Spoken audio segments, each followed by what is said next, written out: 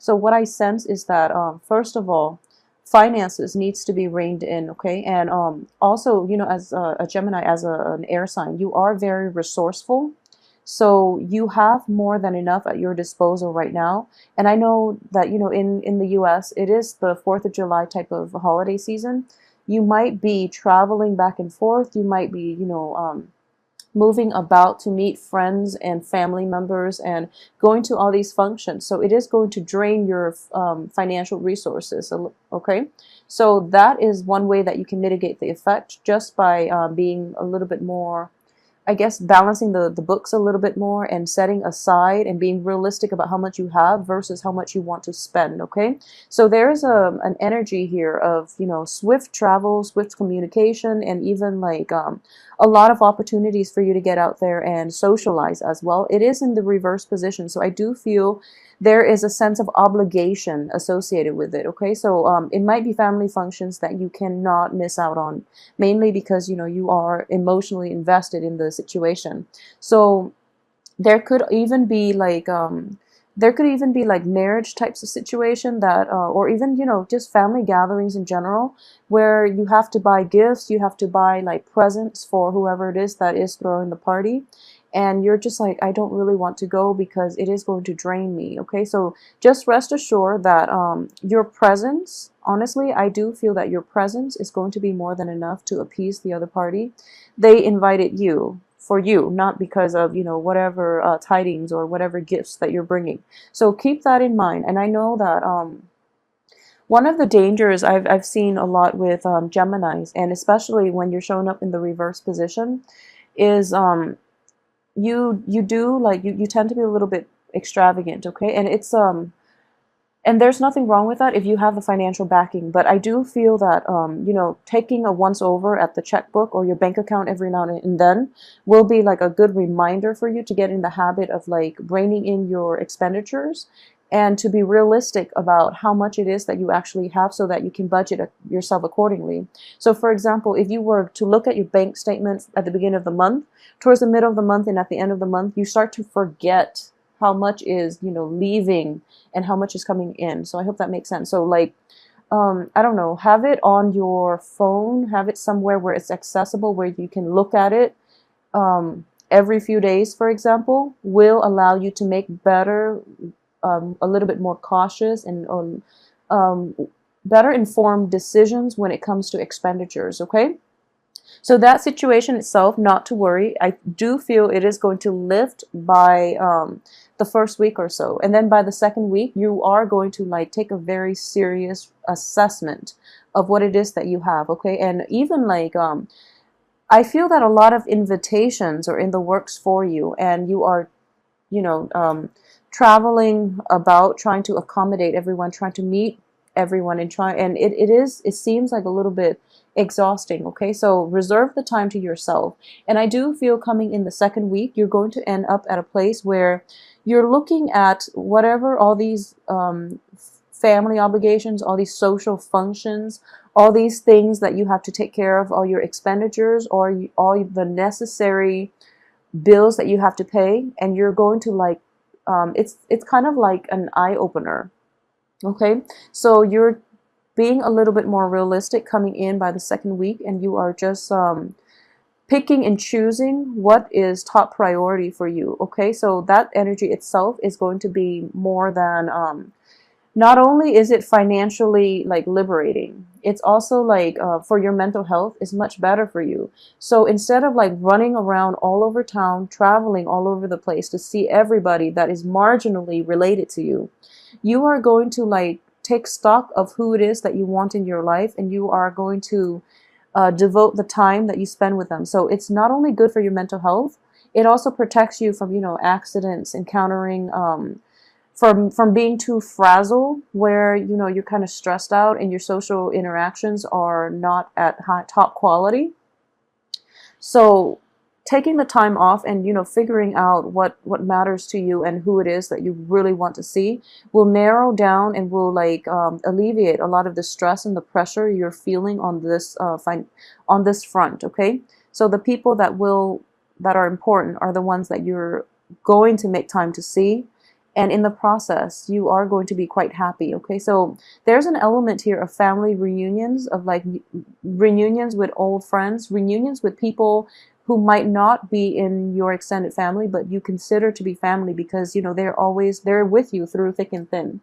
um, Another really important indication of the Five of Pentacles is, if you look at this couple, they're both pretty cast out, and you know they don't have very much, but they're there for one another through thick and thin. So one of the main thing here is like picking your battles. Okay, all battles cannot be won, and as indicated by the Five of Swords, the Victory card in the reverse position, all battles cannot be won, but it is important to pick your battles. And if there are, like, you know, just differences in opinion with somebody who you really care a great deal about, just agree to disagree. And you know, since that issue is a hot topic for the both of you, just don't talk about it in the future. Okay, so it's sort of like knowing where you stand with the other person. So my rule of thumb in life in general is, and I have a Gemini rising too, and this is something that I've learned over the years. um, you can't always like win intellectual or verbal debates. Okay, and as an air sign ruled by the planet of Mercury, you and Virgos are very like prone, I guess I should say, we and Virgos are very prone to, like, you know, arguing on technicalities and getting the other person to come to our point of view, and you know, trying to like relay information, trying to spread information so that the other person can come around to our point of view, because we do believe that our points of view are formed based on facts. Okay, so you're going to encounter situations in which, you know, people arrive at truths about themselves, about others, based on their life experiences. So you will encounter people who have a different upbringing, who are, you know, they just think differently. So even though the facts are presented, people see things from different points of view. That's just the way human nature works. If everybody was the same, we'd all be like robots, and you know, life wouldn't be interesting in our social interactions, because it would be incredibly boring, and I don't feel that you would want that, you know. So while you have this need to constantly, you know, want other people to like come to your side of to agree with you, and to like to win over opponents, for example, to spread the truth, and hopefully you feel that the truth should be more than enough to convert other people. I do feel that, you know, I guess like perspectives are shaped by our upbringing, are shaped by our beliefs, and are shaped by our life experiences. Okay, so if you have somebody in your midst who is like, usually it is a family member, you know, because this is, I almost sense like it's somebody that you are over and over and over again, like you have run-ins with, and you are like very emotionally invested in. You care a great deal about this person, and the other person cares a great deal about you. But a lot of you might have gotten into situations where you and the other person just, you don't see eye to eye, and there were harsh words exchanged between the two of you. So for example, if you are a female Gemini, I do feel that you might have like left the other person behind, and you're just like, I'm done with you. You don't agree with me. We have nothing in common. I'm done with you. But you know, the reality is that person is the only one that is going to be there for you through thick and thin. Okay? If you are a Gemini male, I do sense that you might have like had a falling out with a person that was really dear to your heart, and it's because of harsh words that were exchanged, and you know, your pride is also affecting this relationship, in which you're not able to like give that apology. Okay, so you're hoping that, male and female, you're hoping that time will pass, and then the other person will come around. And I do sense that if there are things that you are regretful about, give the other person the apology. Okay, give the other person that that sense of respect, that sense of like, okay, that sense that you're seeing the bigger picture, in that we don't always have to agree with one another. People will live their life the only way they can, and it is not our right to impose our belief system, our opinions. Even, you know, it is not our, we are in no position to be preaching to another person. Okay, so I do feel that reconciliation, apologies are needed in this situation, and you are going to be quite amazed by how far that goes to get the other person to come back to you, first of all, or to like restore the harmony and the, you know, the ties in that relationship. It can be a romantic relationship. I'm sensing it's related to family for a lot of you, like more than half of you related to family, and like a smaller amount, it is going to be like a love romantic situation in which you might have fallen out with the other person, and you know, you apologize, not to rekindle, but mainly because it is the right thing to do, mainly because, you know, you want to acknowledge the other person's points of view. So it's sort of like telling the other person, you know, we can agree to disagree because we come from different places. So in the process of apologizing to you, and in the process of doing that, it's sort of like you're accepting, you're acknowledging the other person's humanity. You're humbling yourself and you're putting yourself in their shoes. So even though you don't disagree, you at least understand where they're coming from based on their upbringing, based on their life experiences, based on their worldview. So that is acknowledging somebody's humanity on a very deep level rather than discrediting their life experiences as a contributor to the way they think at this present moment. So I hope that makes sense to you. That was a really strong, convoluted message that I needed to get across. And I hope that, you know, that makes sense to a lot of you. So I do feel that, you know, a sense of like humility is going to be required, you know, in your social interactions for this month. And that's a very, very strong theme. For those of you who have been grappling with this, where, you know, you're just like, where you feel like, you know, there are constant clashes with you and another party, with you and other people who might be from a different life station, for example. It is just really important to like agree to disagree. And if it's like a hot, touchy topic, don't bring it up, okay? We all have to draw boundaries, and that is in fact a very good way to draw boundaries with people, okay? Just say that, okay, I love you to death. We don't agree on this topic. So instead of bringing it up and, you know, wasting time arguing over technicalities, over, you know, who's right and who's wrong, let's spend the time productively, proactively, and, you know, just catch up and, you know, be happy for one another with our life station. So that is how you draw clear boundaries as a, I would recommend it for Virgos too. I've seen a lot of Virgos do this, and, you know, Virgos are a little more introspective, so I feel like Virgos have had to do this with many people, and that's the main reason why they're able to maintain like stable friendships, okay? So I feel that for this strategy will work very well for us Geminis.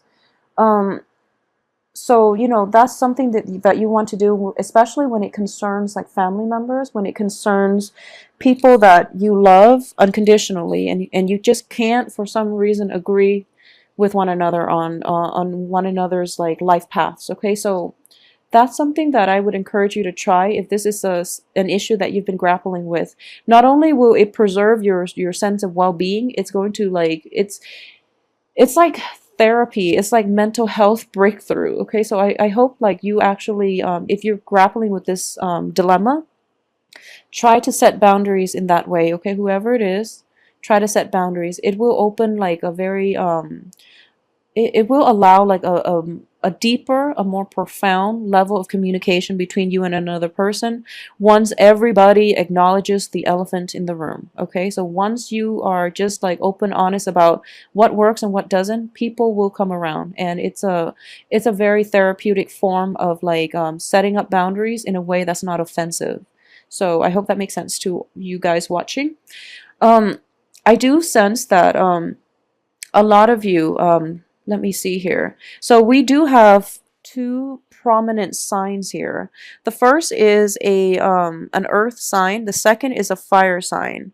So I do feel that for those of you who are clashing with other people, for example, it is going to be predominantly with an earth sign. If you are like not seeing eye to eye with another person, I do feel it is an earth sign, like a Virgo, a Gemini or a Taurus, and I'm getting more of a Virgoan energy with this person. So it can be male or female, but what I'm sensing is, you know, once again, with Geminis and Virgos are both ruled by the planet Mercury, so communication styles are quite similar. But the thing about Virgos is that as an Earth sign, Virgos are very intuitive as well. So you feel that there are gaps in their reasoning, so you tend to over explain. So the communication already is a little bit off because of it, because of the way you process information, okay? You might communicate the same way, but the way you process, the way you make sense of the information is going to be different. So when it comes to communication with an earth sign, in general, I do feel that you're thinking that the other person is jumping to conclusions, the other person is premature, but actually they process it in a very intuitive way, and it is going to be like, I would say it is going to be a little bit faster than the way that you're arriving at information. And you're also in the reverse position. So it's like arguing over apples and oranges. You're comparing apples and oranges. So it's not going to be conducive for anything. So I do feel that this person will actually bring about a lot of great ideas. They have very profound insights. They also, you know, for those of you who are thinking about approaching possibly like an investor, I do sense that this investor is going to be on your side, but you have to refine the way you communicate and refine the way you process the information first in order to like touch on all the bases, because it seems like the earth sign is very, very thorough. Okay, so they're very thorough, and they're just they're very systematic. So they need somebody that doesn't jump the gun, and that does thing in an orderly way. Okay, so a little bit of like organizational skills, upgrading your organizational skills, or being a little bit more organized and less frazzled this month is going to be in order for you to somehow impress this earth sign. A lot of you might be romantically linked with an earth sign who you've had like multiple run-ins with, and you're just like, okay, maybe this is the right person for me, and then somehow I feel that there's an element of there's an element of like long distance here. So it could be him or her, like the earth sign, traveling long distance to see you. You could be traveling long distances to see this earth sign, and there's a little bit of like a rekindling, like your passion is being stirred. Okay, your ability to feel like alive and to feel carefree and to feel almost like that puppy love type of energy, that is coming in the works here. And I do sense at this point, you know, I do feel that a lot of you in general, because of the way you've been handling your finances, you are actually very fascinated by people that handles their finances really well. And you're going to start to see that this earth sign has a lot of good qualities in a potential mate, in a friend, or even in an investor that you admire. And as a result of it, you are very, very fascinated and like taken, you know, just like what is that word where you're just like intrigued? Yeah, you're intrigued by this earth sign because of the way they handle everyday life things, their practicality, their sense of like financial responsibility. You are just, you know, fascinated. Okay, so I'm sensing a lot of passion associated with this card as well. So a lot of you might be like feeling very infatuated by of an earth sign. Okay, and one of the reason why I mentioned that up front is because it's front and center. This is your card. I usually start out by looking at the card to see if the sign shows up, and underneath it is this earth sign. So a lot of you are going to be like you know, your argumentative self, I would say, is going to be like put on the back burner in this person's presence, just because they're so mellow and they're so laid back and they're so accepting of other people. So in general, Capricorns, Virgos, and Taurus, Capricorn and Taurus are very, very accepting. Virgos love people, you know, humanity as a whole. But like Virgos are not as accepting as like Capricorn and Taurus. Capricorn, Taurus are quite easygoing, are very like mellow, live and let live. So in this person's presence, they have like such a calming influence on you. So, you know, like I mentioned earlier, at the beginning of the month, everything seems very busy for you. So you're feeling very, very frazzled, okay? So you're just like stressed out. There are so many things that you have to see, so many people that you have to see, so many things that you have to do, so many trips that you have to take to try to accommodate everyone and to try to meet up with everyone. So don't do that, okay? Because in the process of doing that, you might miss out on opportunities to catch up with this one person that you hold very close to your heart, okay? And then on the other end, I do feel that a lot of you might be dealing as well with a fire sign. So a fire sign, I feel like you and this person have a lot of fun together, okay? It can be in any type of an interpersonal relationship. You and the fire sign get along very, very well with one another, but there are differences in the way in lifestyle. There are differences. And I do feel that you were hoping to, you know, fire signs are fiercely independent, okay? And stubborn as well. Okay, so one of the thing that I'm sensing here in a fire sign is an Aries, Leo, Sagittarius. They're also very live and let live, but in a different way. They're fiercely independent, so other people's actions do not really have bearing on their lives. And this person is a younger energy, so it could be somebody that is a little bit younger than yourself. It could be a child that you're dealing with. It could also be like you know, like younger siblings, nieces, nephews. In that context, it could be someone that you were once romantically involved with, or somebody that you're in a partnership with as well. Or it could be, you know, you are choosing between fire signs and earth signs, and for some reason, you know, you're grappling with the choices. But one thing about this fire sign person, in whatever context you're dealing with him or her, um, this fire sign is a bit it's a it's a handful. And what I mean by that is he or she is definitely not a bad person. They're showing up in the upright position, okay?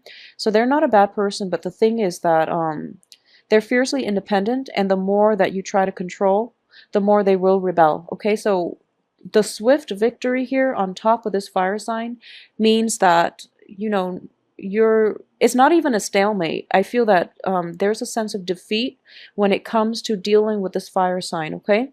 So if that's something that you can't fix, and if it's like happening over and over again, take what I advised earlier, you know, which is, you know, agree to disagree, move forward, okay? If it's in a romantic situation and you're debating between the two, I feel that you would be a little more compatible with the earth sign, okay? So while physically it's exciting to be with the fire sign, I do feel that the earth sign, the physical attraction, the spark, the fascination, it takes time to develop, because he or she is not going to display I guess, like, they're not going to show their cards. It just takes a little bit longer to get to know this earth sign in order for you to realize, oh my gosh, this person is quite a catch. So, you know, that's something to keep in mind, okay? And you know, we do have these two cards that signify the same theme, which is you have there I would say, like, majority of you have a relationship where you don't see eye to eye, a very deeply rooted relationship where you can't extract yourself from one another. So it is important to distinguish between, you know, a relationship that feeds the ego versus the relationship that feeds the soul. Okay, so what I mean by feeding the soul is that when you're in a jam and, you know, who do you call up? Okay, the ones you call ups are the one that will be there for you through thick and thin, okay, no matter whatever context you're dealing with that person in. So that's like the relationship that feeds the soul, whereas like you feel like really addicted to somebody, whereas you feel like, you know, it's a false soulmate type of relationship in which, you know, you're trying so hard to make it work, but then you don't get along, and then it's like multiple breakups, multiple makeups, and things like that. So distinguish between the two.